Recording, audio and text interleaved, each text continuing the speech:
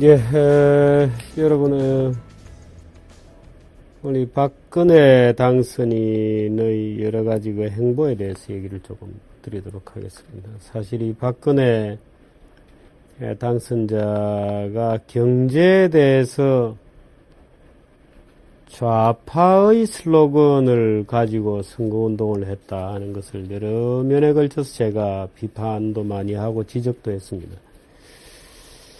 박근혜 후보가 경제를 특별히 잘 알고 있지 않다는 것은 뭐 우리가 다 잘 아는 얘기죠. 사실 이 안보, 외교, 국방에 종북에게 넘겨줄 수가 없기 때문에 차악의 선택으로 박근혜 당선자를 선택한 것이다. 이렇게 봐야 될 겁니다. 근데 어떻든 박근혜 후보가 이 경제 공약으로 당선된 것이 아닙니다만은 어떻든 이 박 후보는 한 입에 두 말하는 후보는 아니죠. 신뢰의 정치인이고 또 인수위원장 그 선임에서 보듯이 굉장히 원칙과 법치를 중시하는 분입니다. 근데 경제에 있어서만큼은 최근의 행보는 실망천만입니다. 국민의 행복 이런 얘기를 무슨 얘기를 하고 있습니다만은 국민의 행복한 국가, 국민의 행복 정부 이런 얘기를 하고 있습니다만은 행복이라고 하는 단어는 놀랍게도 주관적이어서 객관적 지표를 설정하기가 굉장히 어렵습니다. 그래서 행복이라고 하는, 너는 행복한가? 라고 하는 질문을 던졌을 때 오히려 아주 후진 농촌 지역에 정체된 사회에 사는 사람들이 행복하다 이런 답이 오히려 높아집니다. 과연 행복할까요? 지금 서구 문명사회에 사는 국민들에게 오케이 너희들은 불행하니까 그 시절로 돌아가는 것이 어때? 라고 얘기하면 돌아갈까요? 안 돌아가죠. 한국 사람들은 굉장히 불만이 많은 사람들입니다. 그래서 어떤 정부도 마지막에 가면 필연적으로 정치 지도자 인기가 이 급전직하로 떨어지게 되죠. 정책을 하나하나 시행해 나가면서 이제 박근혜 후보도 점차 이제 여러 가지 어려움에 직면할 가능성이 있습니다. 국민들이 불만이 많다, 행복감이 떨어진다는 얘기는 어떻게 보면 그 국민은 굉장히 진취적이고 욕심이 많고 뭔가 성취 욕구가 많다는 것의 반증일 수도 있습니다. 지옥의 상징이 아니고 현실을 개선시켜야 할 의지가 그 정도로 충만하다 또는 현실에 불만이 많아서 뭔가 현실을 고쳐야 되겠다는 의욕이 많은 사람이다 이런 뜻도 됩니다. 학급에서 꼴등하는 학생은 성취 동기가 없는 경우가 대부분이죠. 근데 대개 한 7, 8등, 10등 이 정도 하는 학생들은 기어이 1, 2, 3등 안에 들기 위해서 박 터지게 공부를 하고 또 스스로에 대해서 불만이 많고 스스로에게 긴장감을 갖도록 끊임없이 자기 스스로를 채찍질하죠. 그게 한국 사람입니다. 거기에 행복이라고 하는 기준을 갖다 대면 굉장한 오해들이 생기게 되죠. 헌법 7조의 행복 추구권인가요? 그 행복 추구권은 기본적으로 자유권적 권리를 의미하는 것이지 소위 청구권적 권리를 의미하는 것이 아닙니다. 국가나 정부나 또는 정당이 국민을 행복하게 해준다고요? 누가 그런 얘기를 합니까? 국회의원들이 정규제대로 행복하게 해줄게 그럼 제가 뭐라고 그러겠어요?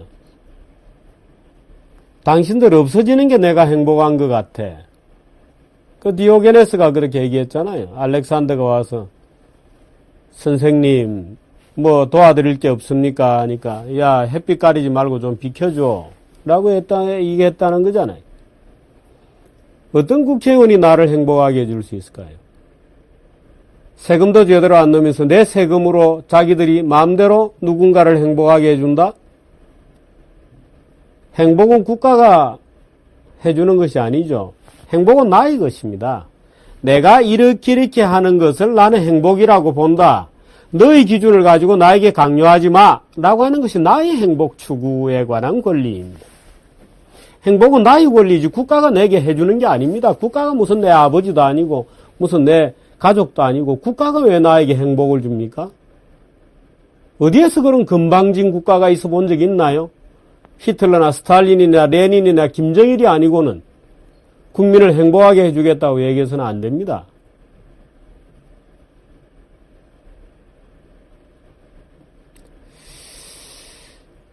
글쎄요, 이 박근혜 당선인은 너무 지금 이 얘기를 쉽게 하시거나 또는 너무도 상식적인 얘기를 지금 통치자가 너무 편하게 하고 있습니다.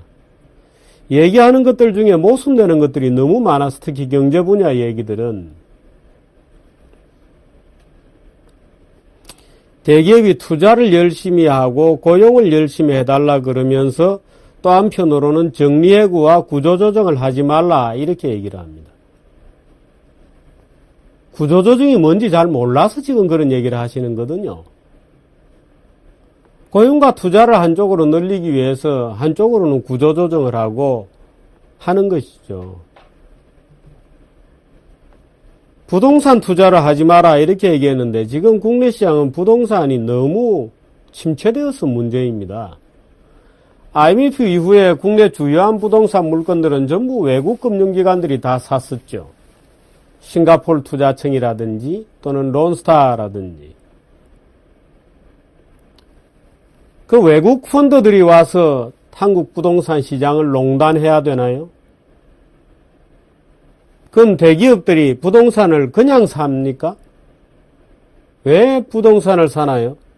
사무실을 짓고 고용을 늘리고 공장을 짓기 위해서는 땅이 있어야죠. 땅도 없는데 어디에서 공장을 하나요?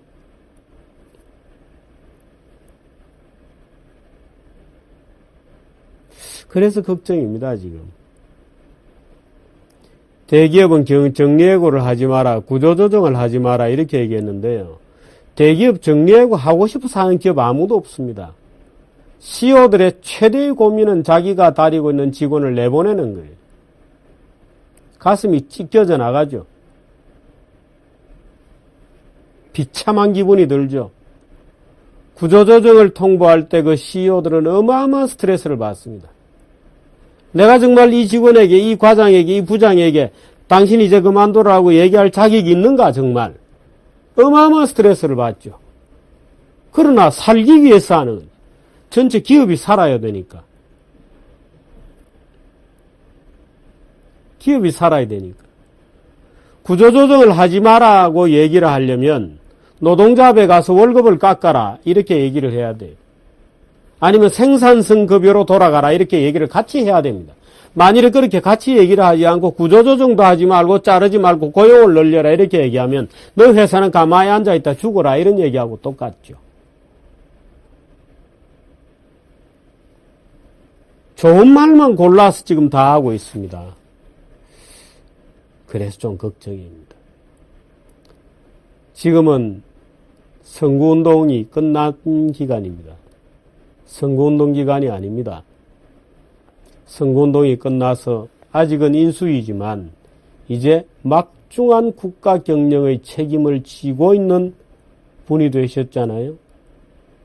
근데 선거운동 기간처럼 모든 자에게 행복하게 해주겠다.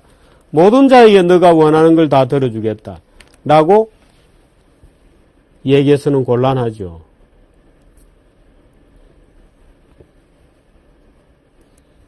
골목상권을 왜 침범하느냐 뭐 이런 말도 했고요. 중소기업 대통령이 되겠다. 이런 말도 했어요. 대기업들이 특혜나 국가의 지원을 많이 받았으니 국민기업적 성격이 있다. 이렇게 얘기했습니다. 대기업이 이익을 달성하는 것이 목적이 아니고 공동체 기여하는 것이 목적이다. 이렇게 얘기했는데요. 대기업이 공동체에 기여하는 방법이 이익을 많이 내는 겁니다.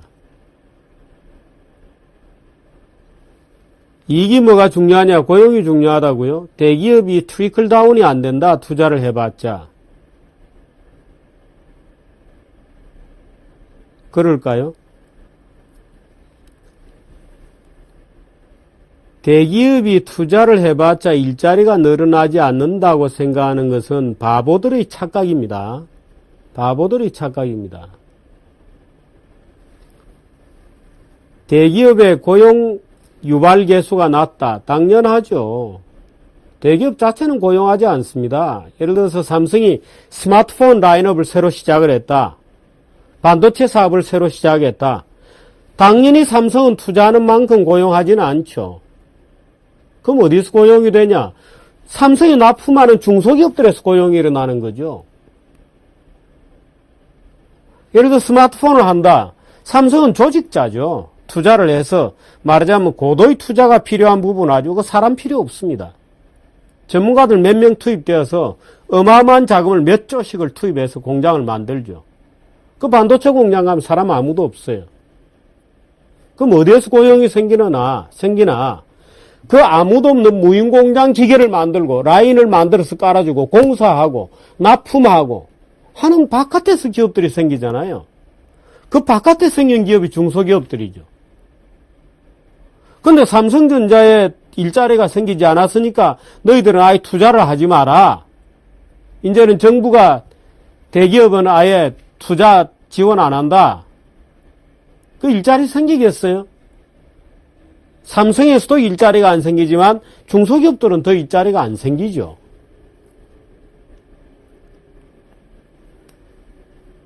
김광두 교수를 비롯해서 안종범 교수 등 많은 전문대학 교수들이 박근혜 당선자 옆에서 있다고 합니다마는 박근혜 당선자의 경제인식을 그 정도로 하게 만들었다는 것은 옆에 있는 지식분자들의 책임입니다.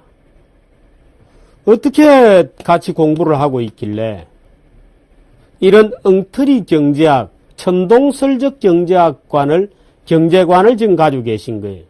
박 후보, 박 당선자께서. 어쩌면 그럴지도 모르죠. 주변에 있다는 김광두, 안종범 이런 분들이야말로 엉터리 경제학을 신봉하고 계시나요? 그래서 고용유발 개수가 높은데 지원해야 된다 하면서 전부 젊은이들을 농민으로 만들 겁니까? 농업이 제일 고용유발 개수가 높잖아요. 아니면 도소매, 음식, 숙박 이런 데 가서 전부 서빙시킬 건가요? 삼성전자 한 명 고용할 돈이면, 금융에서 한 명 고용할 돈이면, 자영업 음식료에서 6명, 7명씩 고용할 수 있죠. 그렇게 하죠, 뭐.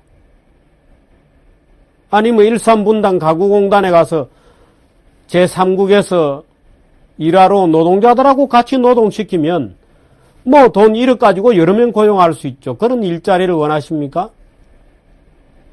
지금 그런 경제학을 하고 있는 거 아니에요. 그런 경제학을 하고 있겠다는 거예요. 골목상권 빵집 얘기를 했는데요. 빵집 더 이상 프랜차이즈 만들지 마라. 파리바게뜨 만들지 마라. 는 얘기는 어떤 얘기냐면 앞으로 한국의 기업들 중에 그 누구라도 빵 분야에서 세계적 기업이 나올 수 없다고 하는 거하고 똑같은 얘기입니다. 롯데백화점 당신들 보니까 안 되겠더라. 후려치기나 하고 어리더라. 그래서 하지 마라. 하게 되면 한국은 그 어떤 유통대기업도 만들어내지 못합니다. 결국에는 세계적인 유통회사들에게 시장 다 내주게 되죠.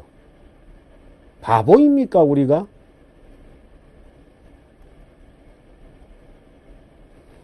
그래서 맥도날드 전부 이런 거 하죠. 한국의 식당은 전부 미국 체인이나 하고 이렇게 하죠. 그렇게 하기를 진정 원하시는가요? SSM을 하지 마라. 그럼 한국 대기업 그 누구도 이제 전 세계 유통시장에서 한국 대기업이 정말 세계 유통망을 잡고 있다. 이런 기업은 불가합니다. 안 나오죠. 못 나오게 만들었잖아요. 중소기업을 전부 섹터로 나누어서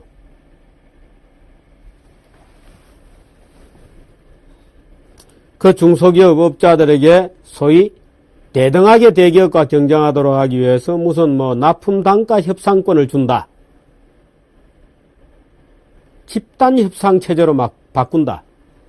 그럼 시장이 아니게 되죠. 집단 협상하다가 잘 안 되면 이제 정부에 달려가겠죠. 야, 저 대기업이 이 가격에 안 받아준대. 형님, 가서 도와주세요. 그러면 정부가 이제 조폭이나 깡패처럼 그래? 하고 나가서 해결사가 되겠죠. 그런 세상을 원하십니까?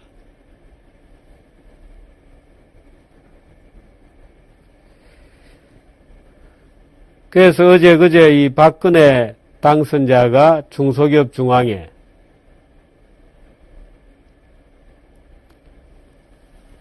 소규모 상공인 연합회 정경련을 가서 잇따라 방문을 해서 쭉 경제관, 기업관을 밝혔습니다.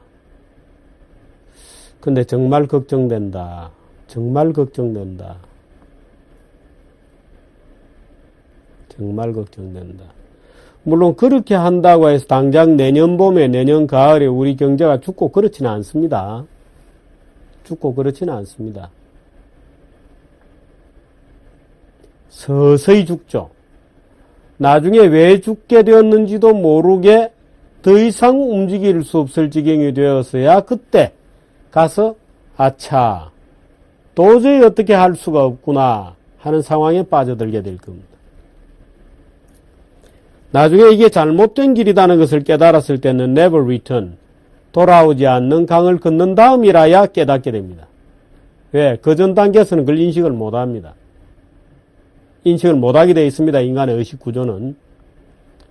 돌아가지 못한다는 것을 깨달았을 때 이제 늦었구나 하는 것을 알게 되는 것이죠.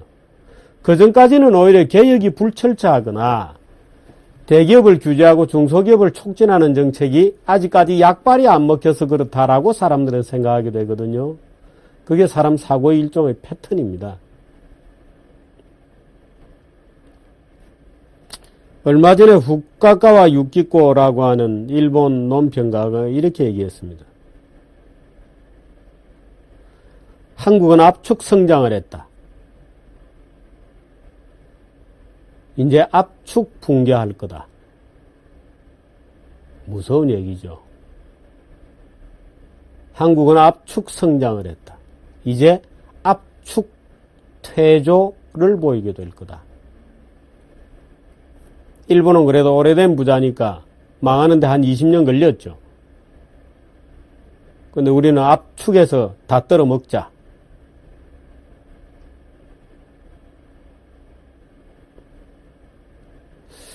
그렇게 될 수도 있습니다. 중소기업들은 사실 지금도 보조금에 찌들어 있습니다. 박근혜 대표가 9988이 중소기업의 위상이다 이렇게 얘기했는데요. 전체 기업 수의 99%, 전체 고용의 88%를 중소기업이 담당하고 있다. 그 얘기가 무슨 얘기냐? 그 얘기가 무슨 얘기냐? 그래서 중소기업이 중요한 게 아니고요. 그 정도로 중소기업이 지나치게 많다는 겁니다. 지나치게 많습니다. 왜 안 죽습니다? 어마어마한 과당 경쟁이 되죠. 왜 을의 지위로 떨어지냐? 부도가 날 기업이 부도가 안 나는 겁니다. 중소기업 구조조정이 안 되고 있는 겁니다. 왜 대기업이 상대적으로 지위가 강화된 듯이 보이냐? IMF 이후에 30대 대기업 중에 15개가 망했잖아요. 15개가. 그 중소기업은 오히려 안 망하죠. 계속 늘어나고 있습니다. 왜? 중소기업에 돈 되는 거 볼까요? 물론 기본적으로 은행이 되죠. 은행들이 중소기업 대출을 무지하게 늘어났습니다. 어마어마하게 늘어났습니다. 아마 박근혜 대표가 약속한 중소기업을 무조건 주역으로 살리겠다고 하게 되면 은행들이 앞으로 매년 중소기업 대출 실적을 당국에 보고해야 될 겁니다. 지금도 일부는 하고 있지만 이제는 쿼터를 정하겠죠. 몇 프로 증가유분의 몇 프로를 무조건 중소기업에 주라. 나중에 망하면 어떻게 하죠? 그 은행이 망하나요? 결국 국민 세금으로 떼어야 되잖아요. 국민들이 낼 세금이 있을까요, 혹시나?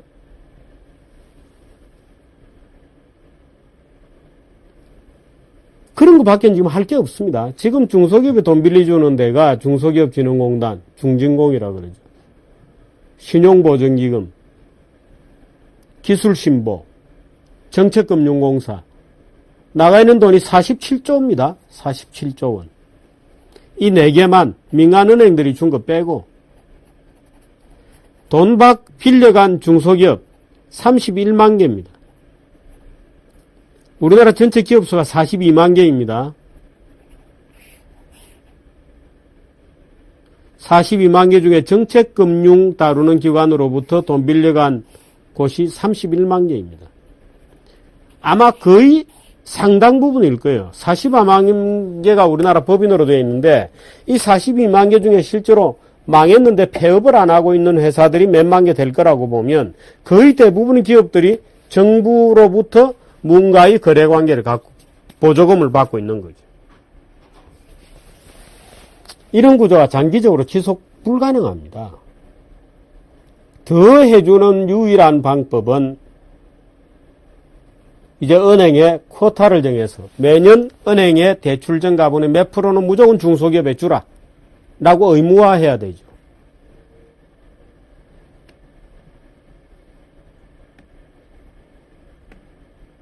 그런 경제가 지속 가능할까요? 지속 가능하지 않죠. 모든 자를 행복하게 해줄 수 없습니다. 아니, 단 한 명도 국가가 행복하게 해줄 수 없습니다. 만일에 국가가 행복하게 해준다면 그건 특혜를 줘야 되는데요. 그건 다른 규칙과 모순되죠.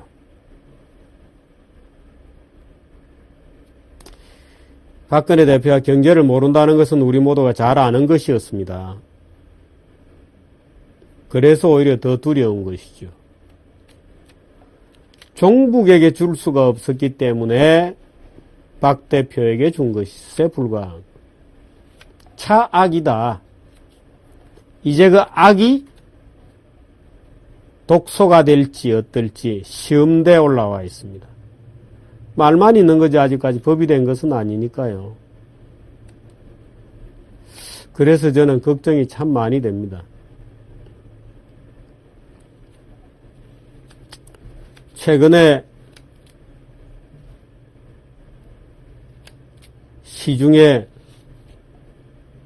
50대, 60대 사람들이 모이면 전부 대선 성공을 축하하고 건배를 하고 대선 성공을 위한 승리를 위해 내가 어떻게 뛰었는지를 영웅담처럼 교환하고 즐거워하고 그런데죠.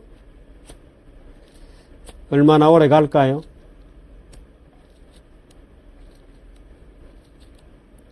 노무현 대통령을 만들어냈던 386과 인천 사람들이 노무현 대통령 3년 만에 인천 앞바다에 온 손가락이 수만 개가 떠다닌다고 하지 않았어요?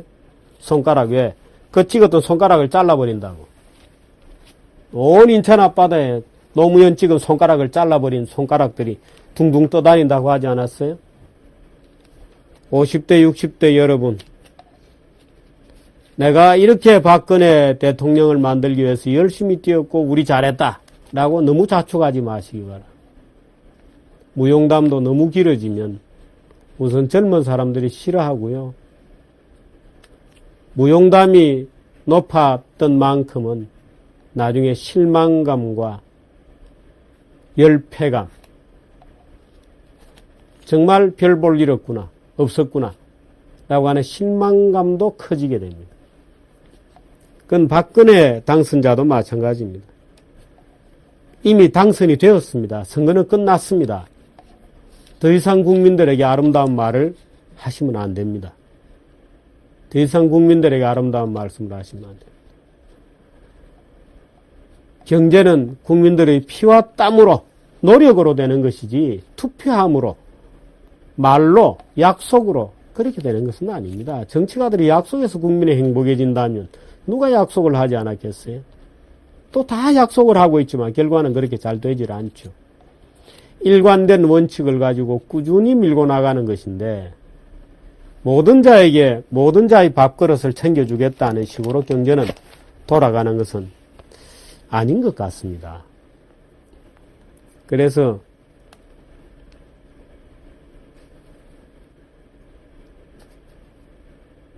좀 걱정이 됩니다. 김광두 교수나 안종범 교수나 강석훈 교수나 글쎄요. 대통령에게 직언을 하는 것인지 뭔지 모르겠습니다. 좀 열심히 해줬으면 좋겠습니다만 대통령께서 경제와 관련된 발언을 하시는 것을 듣고 있다 보면 걱정이 적지 않이 되고 그렇습니다.